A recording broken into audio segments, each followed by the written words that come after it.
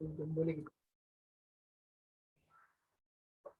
Hello friends, welcome in chapter first, what is psychology, class 11, CBSE board, part 1. Friends, ये आपका psychology पढ़ने का first year है, new subject है। NCERT के सभी इम्पोर्टेंट फिनोमिनन को इसमें डीपली जिस रूप में बताने का आपके लिए एक यूनिक अटेम्प्ट है, जो आपको आगे के करियर के लिए मील का पत्थर साबित हो सकता है।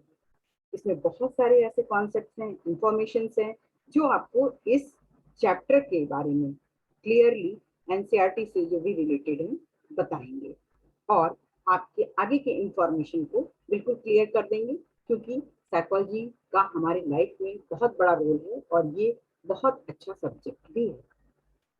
ठीक है, तो आइए हम स्टार्ट करते हैं अपने इस सब्जेक्ट को। और मैं chapter first what is psychology के बारे में आपको डिटेल इंफॉर्मेशन देने जा रही हूँ। ये पार्ट फर्स्ट है। इंट्रोडक्शन के रूप में अगर हम देखें तो वैसे तो मनोविज्ञान की उत्पत्ति ईसा पूर्व 5वीं शताब्दी के दार्शनिक प्लेटो, अरस्तु इत्यादि के जीवन काल से माना जाता है, जब धर्म, जादू, दर्शन व विज्ञान आदि को एक विषय के रूप में देखा जाता था। इन सबका मनोविज्ञान की उत्पत्ति और विकास में इम्पोर्टेंट भूमिका रहा। साइकोलॉजी शब्द दो ग्रीक वर्ड से राइट किया गया है। Psychic means soul and logos means science और स्टडी ऑफ ए सब्जेक्ट। सबसे पहले मनोवैज्ञानिकों ने साइकोलॉजी को सोल का साइंस माना, यानी पहले ये माना जाता था कि मनोविज्ञान जो है वो आत्मा का विज्ञान है, और 16वीं शताब्दी तक साइकोलॉजी को आत्मा के विज्ञान के रूप में ही जाना जाता रहा। फिर विद्वानों ने इसे अधिक कॉन्क्रीट बनाने के लिए माइंड शब्द से जोड़ दिया। ठीक है, लेकिन भौतिकवादियों ने साइंटिफिक मेथड निश्चित किया और फिर धीरे धीरे प्रोग्रेसिवली एक सीक्वेंस बना। पहले इसे सोल का विज्ञान माना गया, साइंस स्टडी ऑफ सोल, फिर स्टडी ऑफ माइंड का, फिर स्टडी ऑफ कॉन्शियसनेस फ्राइड के समय इसे माना गया। और फिर भी लोगों को सेटिस्फैक्शन नहीं हुआ, इसमें बहुत सारी कमियां रही, तो इसे और ज्यादा साइंटिफिक और मॉडिफाई रूप देने के लिए study of mind plus body के रूप में जाना जाने लगा, जो कि बिहेवियर के रूप में अपीयर हुआ। It's clear. वुडवर्थ ने भी कहा है कि पहले साइकोलॉजी ने सोल को खोया, फिर माइंड को, तब कॉन्शियसनेस को और अंततः बिहेवियर को सर्वमान्य मान्यता मिली। और आज अधिकतर मनोवैज्ञानिक शरीर और मन के सम्मिलित स्वरूप का अध्ययन मनोविज्ञान में करते हैं, जिसे हम साइकोसोमेटिक नाम से जानते हैं। ठीक है, तो इस तरह से मनोविज्ञान में धीरे धीरे चेंजेस होता गया और अंततः बिहेवियर को माइंड प्लस बॉडी को मान्यता मिली। अब हम आगे देखते हैं कि इन pre scientific period psychology was the branch of philosophy. ठीक है, ये फिलोसफी का ब्रांच था, साइकोलॉजी का अपना कोई ब्रांच नहीं था, क्योंकि ये फिलोसफी का ब्रांच था।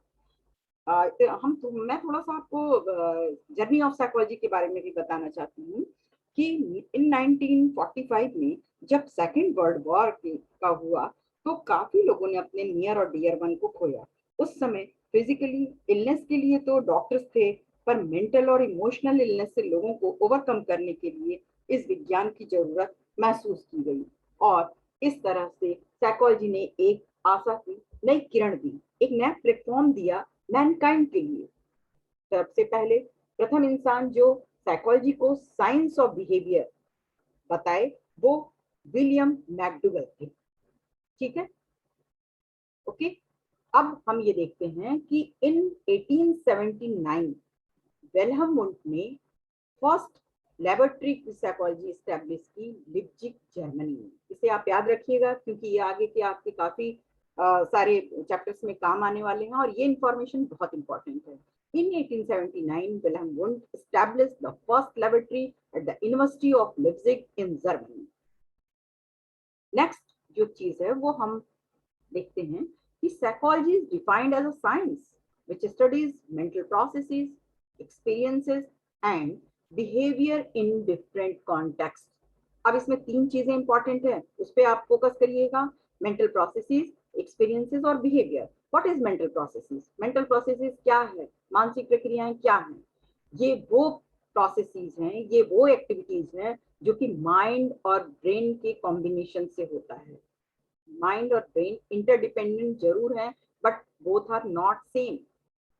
इसमें हम बहुत सारे प्रॉब्लम्स को सॉल्व करने की कोशिश करते हैं, प्रयास करते हैं, ठीक है, जिसमें हमारा थिंकिंग है, रिमेम्बरिंग है, और साथ ही साथ बहुत सारे ऐसे मेंटल एक्टिविटीज शामिल हैं। और इस तरह से हम डायनेमिकली ऑर्गेनाइज्ड इसे कर सकते हैं, एक ऐसा सिस्टम जो कि विभिन्न प्रकार के मेंटल प्रोसेसेस के लिए रिस्पॉन्सिबल है। नेक्स्ट थिंग इज दैट कि एक्सपीरियंसेस क्या है? एक्सपीरियंसेस मतलब हमारे बिहेवियर जो कि हम लर्न करते हैं, learning acquired through everyday life situation. ये सब्जेक्टिव भी होता है और ऑब्जेक्टिव भी होता है इन नेचर। अब हम एक्सपीरियंसेस के बारे में तो हम अवेयरनेस को जानते हैं, कॉन्शियसनेस के रूप में भी हम इसे जान सकते हैं, क्योंकि जब हम अवेयर होते हैं तभी हम रिएक्ट करते हैं, तभी हमारा माइंड किसी चीज को ग्रहण करता है। यह हमारे इंटरनल और एक्सटर्नल कंडीशन को भी प्रभावित करता है। यहाँ दो चीजें इंपॉर्टेंट हैं जो हाईलाइट है कि सब्जेक्टिव क्या है और ऑब्जेक्टिव क्या है। सब्जेक्टिव मतलब होता है हमारा पर्सनल व्यू, हमारा पर्सनल एटीट्यूड, कि हम पर्सनली क्या फील करते हैं। मुझे गर्मी लग रही है, ये मेरा पर्सनल एटीट्यूड है, लेकिन सभी लोगों को ठंड लग रही है, यानी ये ऑब्जेक्टिव है। सब्जेक्टिव मतलब पर्सनल और ऑब्जेक्टिव मतलब हर एक ह्यूमन बीइंग के लिए अलग अलग उनका अपना अपना जो भी एटीट्यूड हो, जो भी उनकी बिलीफ हो, ठीक है। नेक्स्ट पॉइंट है behaviour. What is behaviour? Observable responses to specific stimuli. जो भी चीजें हमें दिखाई देती हैं और उसके लिए स्पेसिफिक स्टिमुलाई क्या होता है, उसे हम बिहेवियर कहते हैं। ये बिहेवियर हमारा ओवर्ट भी हो सकता है, विजिबल होता है जिसे हम टच कर सकते हैं, जिसे हम एक्सप्रेस कर सकते हैं, और कोवर्ट भी हो सकता है, इननेट हो सकता है। अब इसे हम एग्जाम्पल के थ्रू समझ सकते हैं कि अगर हमने कोई गलती की और पेरेंट्स ने हमें डांटा, हमने क्या किया, घर में है, हमने बहुत गुस्से में रिएक्ट कर दिया, सामान फेंक दिया, तोड़ फोड़ मचा दी, बोलने लगे, तो this is visible behaviour, overt behaviour. At the same time covert behaviour वो होता है कि हम स्कूल के एटमॉस्फेयर में, टीचर ने हमें डांटा, हम रिएक्ट नहीं कर सकते हैं। क्यों? क्योंकि वहां हमारी अथॉरिटी है, वहां हमें गुस्सा आ भी रहा तो भी हम उसे एक्सप्रेस नहीं कर सकते हैं, ठीक है। Are you getting my points? Okay, now psychology is a quite scientific subject, ठीक है। ये पूरी तरह से वैज्ञानिक तथ्यों पर आधारित है। It's based on universal laws and principles. हम अपनी तरफ से कोई चीज मैनिपुलेट करके, जोड़ तोड़ करके साइकोलॉजी के बारे में नहीं प्रेडिक्ट कर सकते हैं, बता सकते हैं। इट्स सर्च फॉर ट्रुथ, और ये हमेशा ट्रुथ के लिए चलता रहता है, सच्चाई को फाइंड आउट करने के लिए एम्फेसिस करता रहता है। नेक्स्ट पॉइंट है, it also believes in cause and effect relationship. जब भी कोई घटना घटेगी तो उसका इफेक्ट होगा। अगर घर में कोई ऐसी बात हो जाती है तो सभी के ऊपर उसका इफेक्ट पड़ता है, ठीक है। नेक्स्ट पॉइंट इज दैट कि ऑब्जेक्टिव इन्वेस्टिगेशन इसमें होता है, सिस्टमेटिक और कंट्रोल्ड वे में होता है। ऑब्जर्वेशन जो है वो साइंटिफिक अप्रोच के थ्रू होता है। It stands for generalization, variability, universality and prediction. And what is this? ये सब क्या है? ऑब्जेक्टिव इन्वेस्टिगेशन से तात्पर्य है कि किसी भी समस्या का अध्ययन कई अध्ययनकर्ता करें और सभी अध्ययनकर्ता एक ही निष्कर्ष पर पहुंचे, तो ऐसे कंक्लूजन्स में ऑब्जेक्टिविटी होती है, यानी सबका आंसर सेम है, यानी ये चीज करेक्ट है। नेक्स्ट पॉइंट है कि वेरिएबिलिटी क्या होती है? वेरिएबिलिटी का अर्थ है कि मनोविज्ञान की विषय सामग्री को पुनः परीक्षण करने पर जब हम उसको रिवाइज करते हैं तो एक ही पाया जाता है, यानी आज किया 10 दिन बाद किया तो सेम चीज पाया गया, इसको वेरिएबिलिटी कहते हैं, जो मनोविज्ञान की प्रामाणिकता को प्रूफ करती है। यूनिवर्सलिटी एक कॉन्सेप्ट है, अर्थात सभी वैज्ञानिक विषयों के नियम और सिद्धांत सार्वभौमिक होते हैं, यूनिवर्सल होते हैं। अंत में हम ये कह सकते हैं कि मनोविज्ञान की विषय वस्तु में भविष्यवाणी की, प्रेडिक्शन की योग्यता पाई जाती है। इसलिए इसकी प्रकृति में वैज्ञानिकता है, साइंटिफिक है। यह उपरोक्त सभी विशेषताएं मनोविज्ञान की विषय सामग्री में विद्यमान है।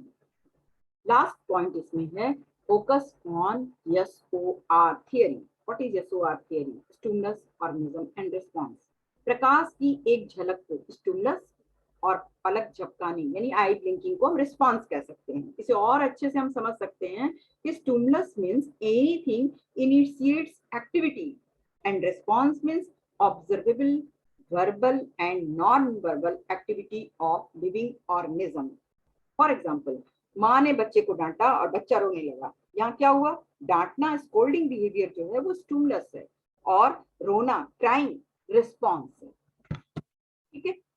नेक्स्ट थिंग इज दैट कि साइकोलॉजी एज ए डिसिप्लिन एक स्ट्रीम है, एक सब्जेक्ट है साइकोलॉजी, जिसमें focuses on human as social being. Human को, मनुष्य को एक सोशल कॉन्टेक्स्ट में, सोशल दायरे में, इन्वायरमेंट में पाया गया है, उसके ऊपर फोकस किया गया है। और यहाँ ये बताया गया है कि एक सोशल कॉन्टेक्स्ट में सोशलाइजेशन के सिनेरियो में रहते हुए ह्यूमन बीइंग किस तरह से रिएक्ट करता है, हाउ टू माइंड वर्क्स, उसका दिमाग कैसे काम करता है। ठीक है। It influence of our self observation, ये हमारे सेल्फ ऑब्जर्वेशन को इन्फ्लुएंस करता है, प्रभावित करता है। इतना ही नहीं, the role of self reflection and self knowledge का भी हमारे इन्वायरमेंट पे, हमारे सिचुएशनल जो भी घटनाएं होती हैं उस पर बहुत पॉजिटिव और नेगेटिव इम्पैक्ट भी होता है। ओके। और अगर हम देखें तो आज के समय में इमर्जिंग डिसिप्लिन्स भी जो हैं वो साइकोलॉजी से ड्रॉ आउट हो रही हैं। आज बहुत सारे ऐसी चीजें हैं, बहुत सारे साइकोलॉजी के प्राकृतिक विज्ञान एवं सामाजिक विज्ञान दोनों की श्रेणी में रखा जाता है। और हम ये देखते हैं कि न्यूरो साइंस और कंप्यूटर साइंस में इसकी डिमांड बढ़ती जा रही है। जैसे न्यूरो साइंस में एमआरआई, ईसीजी एक्सेट्रा हम साइकोलॉजी के द्वारा ही करते हैं। द मोस्ट जो इमर्जिंग डिसिप्लिन जो है वो contributing broad borrow from psychology or neuro science. और कंप्यूटर साइंस में भी हम डिजाइनिंग बनाने के साथ साथ बहुत सारी ऐसी चीजें हैं जो कि हम इसमें यूज करते हैं। नेक्स्ट पॉइंट है कि psychology as a discipline today has two parallel streams. आज के समय में साइकोलॉजी के दो पैरेलल स्ट्रीम्स हैं, फिजिकल एंड बायोलॉजिकल साइंस, एक फिजिकल और बायोलॉजिकल साइंस के रूप में और दूसरा सोशल एंड कल्चरल साइंस के रूप में। इस प्रकार हम देखते हैं कि विज्ञान ज्ञान प्राप्त करने एवं उसको संगठित करने की प्रक्रिया, वैज्ञानिक मेथड का यूज करने के कारण ही यह एक साइंस है। इनफैक्ट साइकोलॉजी एक हाइब्रिड साइंस है जो कि फिजिक्स, दैहिक एवं मेंटल प्रोसेस के अंतर संबंधों से जुड़ा हुआ है। मनोविज्ञान को सामान्यतः एक सामाजिक विज्ञान के रूप में भी जाना जाता है। क्यों? क्योंकि इसमें हम देखते हैं कि भौतिक, दैहिक एवं मानसिक प्रक्रियाओं को हम स्टडी करते हैं। पर भारतवर्ष में से कुछ यूनिवर्सिटीज में ग्रेजुएट और पीजी लेवल पर इसे साइंस फैकल्टी के अंतर्गत भी रखा जाता है और बीएससी और एमएससी आदि की डिग्री भी इसे दी जाती है। ओके।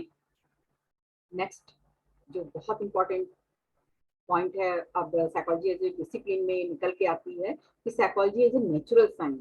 साइकोलॉजी एक सब्जेक्ट ही नहीं है बल्कि यह एक प्राकृतिक विज्ञान भी है। साइकोलॉजी के संबंध में मनुष्य प्राकृतिक जगत का प्राणी है। मनुष्य प्राणी अपने नेचुरल साइंस में, नेचुरल सेटिंग्स में रहता है।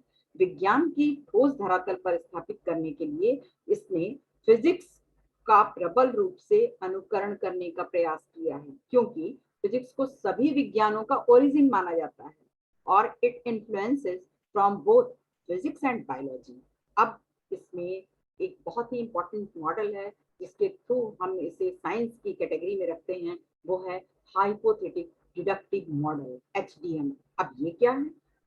ये मॉडल सजेस्ट करता है कि साइंस एडवांसमेंट के फील्ड में वर्क करता है, यानी ये टेक प्लेस अगर ये तभी होता है जबकि हम किसी थियरी को एक्सप्लेन करने की कोशिश करते हैं। ठीक है। अब इसमें क्या है कि it influences from hypothesis. Hypothesis क्या होता है कि प्री डिफाइंड हमारा आंसर होता है। तभी हम किसी थियरी को जब हम सेट करते हैं स्टेटमेंट्स के थ्रू, तो उसमें बहुत सारे कॉम्प्लेक्स फिनोमिनन भी होते हैं जिसे एक्सप्लेन किया जाता है। अब वो हमारा एक्सेप्टेबल है या रिजेक्ट कर दें हम उसे, इसके लिए हमें एक हाइपोथेसिस टेस्टिंग करनी होती है, टेंटेटिव आंसर फाइंड आउट करना होता है, जो एक्सेप्टेड भी होता है और रिजेक्टेड भी होता है। और ये हाइपोथेसिस हमें हेल्प करती है, गाइड करती है रिसर्च और थ्योरी को स्टैब्लिश करने के लिए। For example, the way a child has been brought up in his or her family will shape his personality. उसके बाद हम डेटा गैदरिंग करते हैं, हम अलग अलग जगहों से उसके बारे में कंप्लीट सर्वे करते हैं कि ये बात कहाँ तक सही है, कहाँ तक प्रूफ होती है। नेक्स्ट पॉइंट है कि psychology have developed theories of learning, memory, attention, perception, motivation and emotion etcetera. मनोवैज्ञानिकों ने इसके बारे में अलग अलग थियरी को साइंटिफिक बेसिस पे प्रूफ करने की कोशिश की है, जो इन सभी फील्ड से रिलेटेड है। ओके, अब हम देखते हैं कि psychology is a social science. Psychology एक सोशल साइंस कैसे है? Focuses on humans as social beings. क्यों ये सोशल साइंस है? क्योंकि ये ह्यूमन बीइंग के बारे में फोकस करता है। According to circumstances behaviour changes. जैसे जैसे सिचुएशन चेंज होती है, हमारा बिहेवियर भी चेंज होता जाता है। हम अगर डे टू डे की लाइफ में देखें तो हम घर पे कुछ और बिहेवियर करते हैं, स्कूल में कुछ और बिहेवियर करते हैं, वर्क प्लेस पे हमारा बिहेवियर ऑटोमेटिक चेंज हो जाता है। तो इस चीज को हमें ध्यान में रखना होगा। Psychology deals with human behaviour and experiences in the context of their society and culture. अब ये कैसे है कि साइकोलॉजी जो है वो बिहेवियर की डीलिंग और एक्सपीरियंसेस की डीलिंग करता है अपने सोसाइटी में, अपने कल्चर के अकॉर्डिंग। इसका हम ऐसे समझ सकते हैं कि हमारे सोसाइटी में, हमारे कल्चर में विश करने का तरीका डिफरेंट है, क्योंकि फॉरेन कंट्रीज में अगर हम जाएं तो वहां पे विश करने का, अप्रोच करने का जो प्रोसेस है वो डिफरेंट है। It's clear now. Individuals and communities in relation to their socio-cultural and physical environment. Individual तो हम अपने से संबंधित हैं, लेकिन communities में क्या होती है? Communities में psychologists जो हैं वो mental health agencies, private organization, state government, both rural और urban areas में जितनी भी problems होती है उनको highlight करते हैं और उनका हमारे मनुष्य जीवन पे क्या impact होता है इसको देखते हैं। क्योंकि सामाजिक सांस्कृतिक संदर्भ तथा व्यक्तियों की भागीदारी मनोविज्ञान को सामाजिक विज्ञान बना देती है। मतलब साइकोलॉजी नेचुरल साइंस की तुलना में सोशल साइंस के अधिक निकट है। हालांकि साइकोलॉजिस्ट व्यक्ति विशेष एवं उसके व्यवहारों का निरीक्षण करते हैं, परंतु उनका इंटरेस्ट जनरल पैटर्न एवं उनके रेगुलरिटीज की खोज में अधिक होती है। ये सैंपल का उपयोग पॉपुलेशन को समझने के लिए करते हैं, अर्थात साइकोलॉजिकल प्रोसेस को एम्पिरिकल आधार पर समझने का प्रयास किया जाता है। टेक्निकल वर्ड में अगर हम इसे कहें तो इसमें दो तरह के अप्रोच होते हैं, जिसे हम देख रहे हैं कि नोमेथिक अप्रोच और आइडियोग्राफिक अप्रोच के रूप में जाना जाता है। What is nomothetic approach? इसमें अलग अलग साइकोलॉजिस्ट किसी व्यक्ति विशेष या घटना विशेष को समझने में रुचि रखते हैं। नेक्स्ट है आइडियोग्राफिक अप्रोच। आइडियोग्राफिक अप्रोच वो अप्रोच है जब स्टडी किसी व्यक्ति अथवा घटना विशेष पर केंद्रित होता है, और हम कह सकते हैं कि साइकोलॉजिस्ट ज्ञान के विकास में ये दोनों अप्रोच एक दूसरे के पूरक के रूप में यूज करते हैं, यानी ये इंटरडिपेंडेंट है। मानव व्यवहार के प्रोसेस के बारे में जनरल रूल को डेवलप करने का प्रयास कई तरह से किया गया है, जिसमें हम ये देखते हैं कि एसओआर थियरी को अभी हमने एम्फेसाइज किया लास्ट में अभी, तो इसमें ये बहुत ही व्यापक कॉन्सेप्ट है। डिटेल में अगर हम देखें तो ये इंटरवेनिंग वेरिएबल के रूप में देखा जाता है, जो एक और इन्वायरमेंटल स्टिमुलस और दूसरी ओर ऑर्गेनिज्म के द्वारा की जाने वाली रिस्पॉन्स के बीच सक्रिय रहता है, एक्टिव रहता है। अब हम देखते हैं कि गोल्स ऑफ साइकोलॉजी क्या है। There are 4 goals of psychology: describe, explain, predict and change of behaviour. इस प्रकार हम देखते हैं कि प्रतिदिन दूसरों से इंटरैक्ट करते समय हम इन बातों का विशेष ध्यान रखते हैं। पहला गोल साइकोलॉजी का है कि सिंपली बिहेवियर को डिस्क्राइब करना है, जिसके थ्रू हम ह्यूमन एंड एनिमल बिहेवियर को बेटर वे में समझ सकते हैं, साथ ही जिससे रिसर्चर रिसर्च मेथड द्वारा naturalistic observation, case studies, correlational studies, survey और सेल्फ इंटरवेंटरीज के द्वारा यूज करके इनका इम्प्लीकेशंस को देखते हैं और इसे नॉर्मल और एबनॉर्मल होने के थ्रू भी समझा जा सकता है।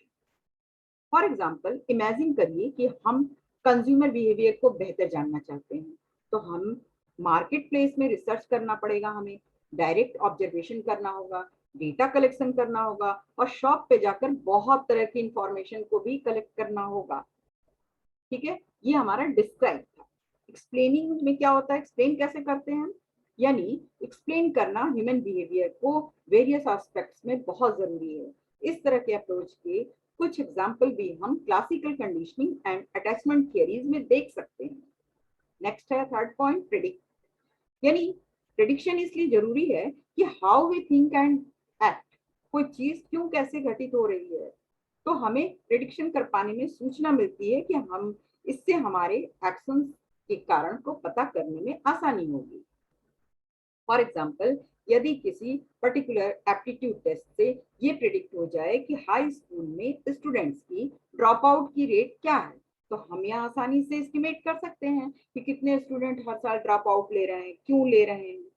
ठीक है, चेंज ऑफ बिहेवियर ये लास्ट पॉइंट है गोल्स ऑफ साइकोलॉजी का, जिसमें फाइनली बहुत ये इंपॉर्टेंट है, वह यह है कि साइकोलॉजी चेंज चाहता है, इन्फ्लुएंस करना और बिहेवियर को कंट्रोल करना चाहता है, जिससे लोगों के जीवन में पॉजिटिव इन्फ्लुएंसेस आ सके और उसे बदला जा सके। अब understanding mind and behaviour, mind और बिहेवियर क्या है, इसमें बहुत सारी इंपॉर्टेंट चीजें हम पढ़ेंगे, इसलिए please pay your attention positively. Brain, brain क्या है, एक फिजिकल थिंग है, कंपोज्ड ऑफ नर्व सेल्स है, विजिबल है, हम देख सकते हैं, एंड प्रॉपर लोकेशन है ब्रेन का। माइंड क्या है, नॉट विजिबल, हम देख नहीं सकते हैं, हम इमेजिनेशन कर सकते हैं और इसका कोई प्रॉपर लोकेशन नहीं है, विदाउट लोकेशन है।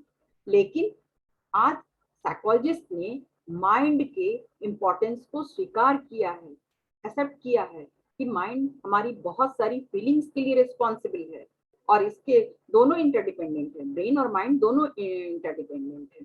ठीक है, और इसके थ्रू हम बहुत सारी चीजों को क्लियरली जान पाते हैं। न्यूरो साइंटिस्ट स्टडीज बताती हैं कि माइंड और ब्रेन में पॉजिटिव रिलेशनशिप है और बहुत सारी ऐसी चीजें भी हैं जो कि माइंड हमें एहसास कराता है, हमें फील कराता है बिहेवियर के थ्रू।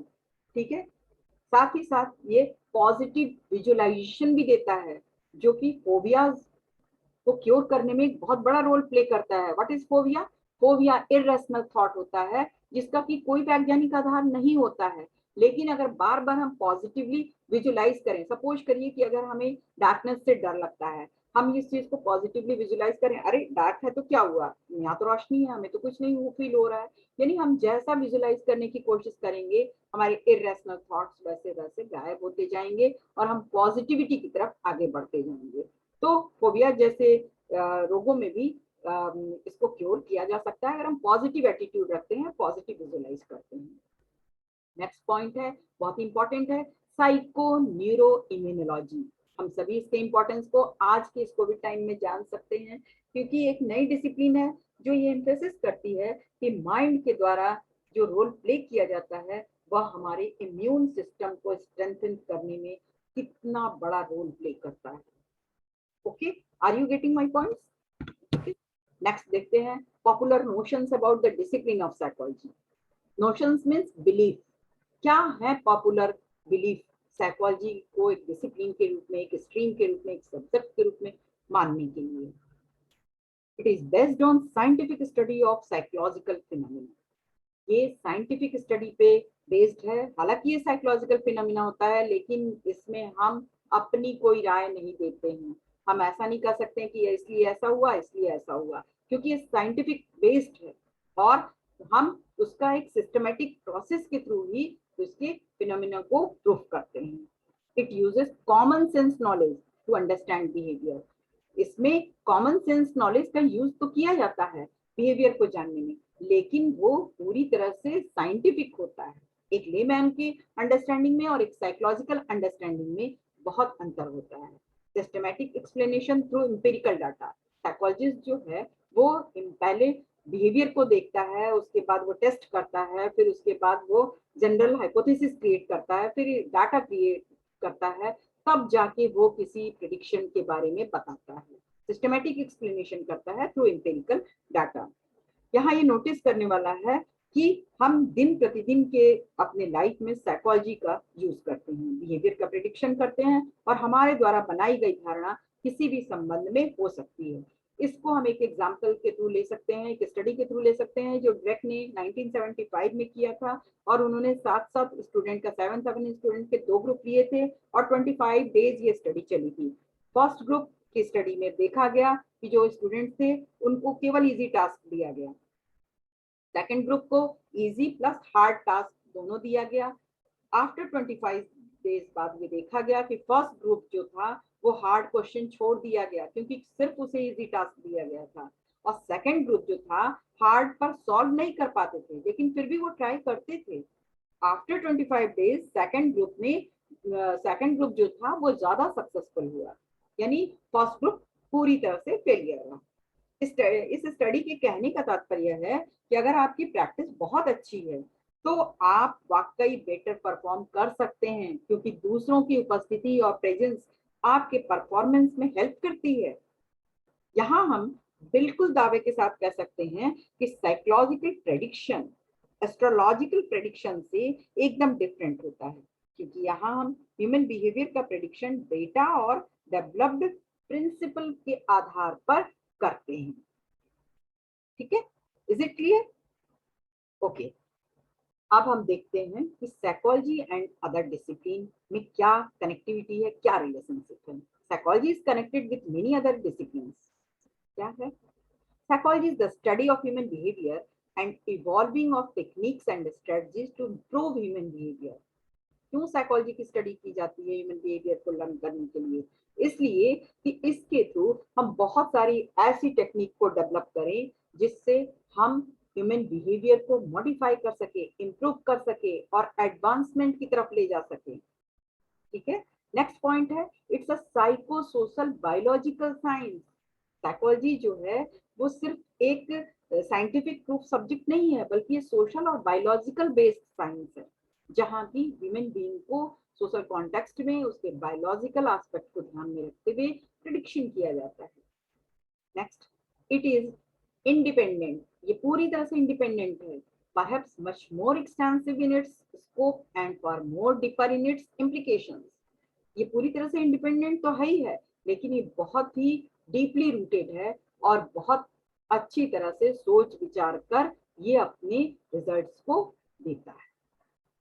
नेक्स्ट पॉइंट है some of the major discipline link to field of psychology are discussed below. कुछ ऐसे भी फील्ड्स हैं जहाँ की साइकोलॉजी का बहुत ज्यादा रोल होता है, वो है फिलोसफी। फर्स्ट है philosophy. What is philosophy? Mind के नेचर को समझना, साथ ही साथ ह्यूमन बिहेवियर के मोटिवेशन इमोशन को जानना, ये सभी फिलोसफिकल दायरे में है। In the later part of the 19th century Wundt Titchener और बहुत से दूसरे साइकोलॉजिस्ट ने एक्सपेरिमेंटल अप्रोच को अपनाया है। सेकेंड पॉइंट है इसमें मेडिसिन का क्या रोल है हमारे साइकोलॉजिकल फील्ड में? It's true, a healthy body requires a healthy mind. आज बहुत सारे हॉस्पिटल्स में साइकोलॉजिस्ट को अपॉइंट किया जा रहा है, लोगों के बिहेवियर को समझने, उन्हें प्रॉपर गाइड करने के लिए। मेडिकल फील्ड में इसकी इम्पोर्टेंस है। एड्स, कैंसर और फिजिकली चैलेंज लोगों तथा पोस्ट ऑपरेटिव केयर में डॉक्टर भी साइकोलॉजिकल काउंसलिंग की आवश्यकता को फील कर रहे हैं, इसीलिए डे बाय डे साइकोलॉजी की इम्पोर्टेंस मेडिकल फील्ड में भी बढ़ती जा रही है। थर्ड पॉइंट है economic political science and sociology. इसमें हम देखते हैं कि इकोनॉमिक्स के फील्ड में अगर हम जानें तो माइक्रो लेवल इकोनॉमिक्स बिहेवियर जैसे कंज्यूमर बिहेवियर, सेविंग बिहेवियर और डिसीजन मेकिंग में भी साथ में साइकोलॉजी की डिमांड बढ़ती जा रही है। पॉलिटिकल फील्ड में इश्यूज जो आते हैं वो पावर और अथॉरिटी से रिलेटेड होते हैं, वोटिंग बिहेवियर से रिलेटेड होते हैं। सोशियोलॉजी के साथ साइकोलॉजी का बहुत ही डीप रिलेशनशिप है, क्योंकि बिहेवियर सोशियो कल्चरल कॉन्टेक्स्ट में ही घटित होते हैं। Socialisation, group and collective behaviour और इंटर ग्रुप कॉन्फ्लिक्ट इसी के अंतर्गत आते हैं। Now next point is computer science. इसका बहुत अच्छा एग्जाम्पल है cognitive science, artificial intelligence. Cognitive science से मतलब कॉग्निशन मीन्स होता है नोइंग एवरीथिंग, सराउंडिंग्स के नॉलेज को हम कॉग्निशन कहते हैं।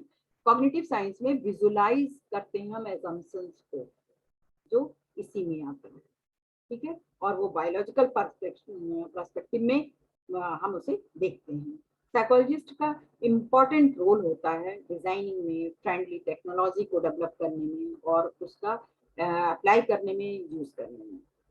नेक्स्ट पॉइंट है लॉ एंड क्रिमिनोलॉजी। एक स्किल्ड लॉयर को मनोवैज्ञानिक दृष्टि से प्रति उत्तर देने में हाजिर जवाब होना चाहिए। कैसे, क्यों, कहाँ, कब, किस साथ, ऐसे बहुत से डिसीजंस होते हैं जो मनोवैज्ञानिक संदर्भों में सच और झूठ का पता लगाने में सक्षम होते हैं।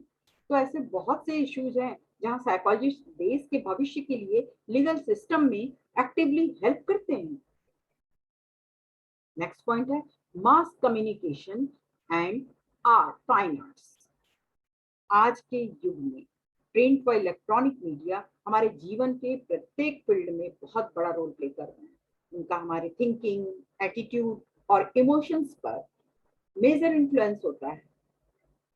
साइकोलॉजी हमें बेटर और इफेक्टिव कम्युनिकेशन में तरह तरह के स्ट्रेटजीज को बताता है।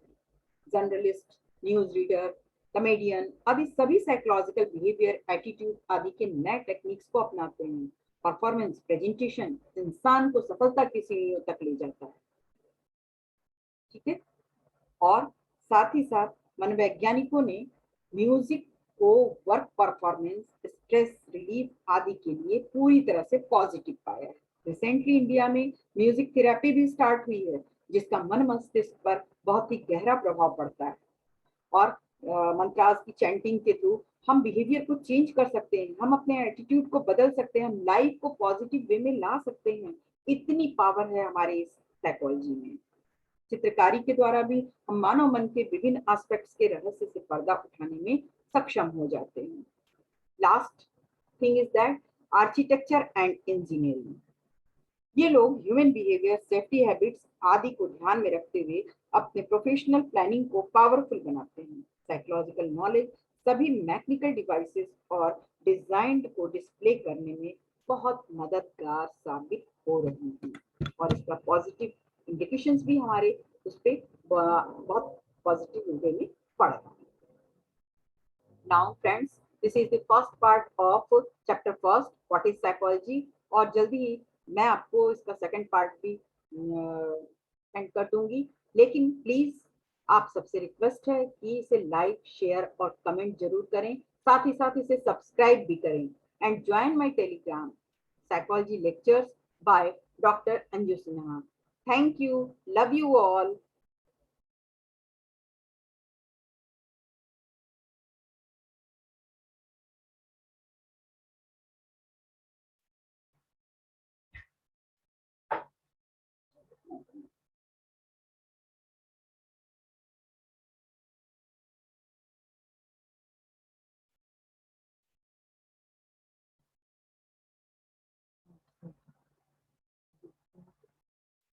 यहाँ से क्लोज करने को हो गया, उनको तो खाली